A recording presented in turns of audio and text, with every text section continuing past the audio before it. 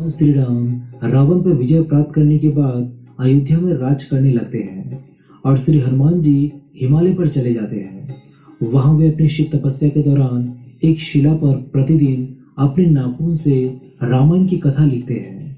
इस तरह उन्होंने प्रभु श्री राम की महिमा का उल्लेख करते हुए हनुमत रामायण की रचना की थी। कुछ समय बाद महर्षि वाल्मीकि जी ने भी वाल्मीकि रामायण लिखी और लिखने के बाद उनके मन में इसे भगवान शंकर को दिखाकर उनको समर्पित करने की इच्छा हुई। वे अपने रामायण को लेकर भगवान शिव के धाम कैलाश पर्वत पर गए। वहां उन्होंने हनुमान जी को और उनके द्वारा लिखी गई हनुमत रामायण को देखा। हनुमत रामायण के दर्शन करने के बाद वाल्मीकि जी आश्चर्यचकित हुए और निराश भी हुए। वाल्मीकि जी को निराश देखकर हनुमान जी ने उनसे उनकी निराशा का कारण पूछा तो महर्षि बोले कि उन्होंने बड़ी ही कठिन परिश्रम के बाद रामायण लिखी थी, लेकिन आपकी रामायण देखकर लगता है कि अब मेरी रामायण उपेक्षित हो जाएगी, क्योंकि आपने जो भी लिखा है उसके समक्ष मेरी रामायण तो कुछ भी नहीं है। वाल्मीकि जी की चिंता का शमन करते हुए श्री हनुमान जी ने हनुमत रामायण पर्वतशिला को एक कंधे पर उठाया और दूसरे कंधे पर महर्षि वाल्मीकि जी को बिठाकर समुद्र के पास गए और खुद के द्वारा लिखी गई रामायण को श्री राम को समर्पित करते हुए समुद्र में फेंक दिया।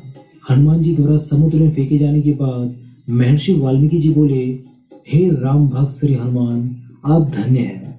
आपके जैसा दूसरा कोई ज्ञानी और दयावान नहीं है। हे हनुमान जी, आपकी महिमा का गुणगान करने के लिए मुझे एक बार जन्म और लेना होगा और मैं वचन देता हूँ कि कलयुग में मैं एक और रामायण लिखने के लिए जन्म लूंगा और तब मैं ये रामायण आम लोगों की भाषा में लिखूंगा।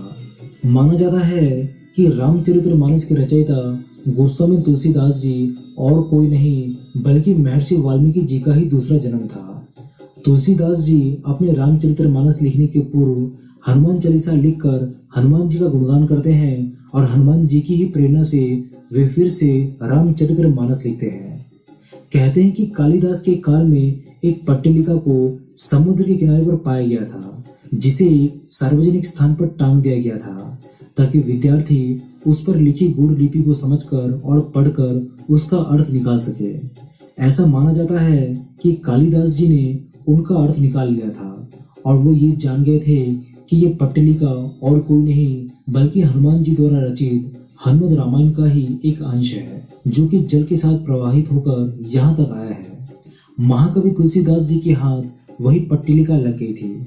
उसे पाकर तुलसीदास जी ने अपने आप को बहुत भाग्यशाली माना कि उन्हें हनुमत रामायण के श्लोक का एक पद प्राप्त हुआ है। दोस्तों, इस वीडियो के बाद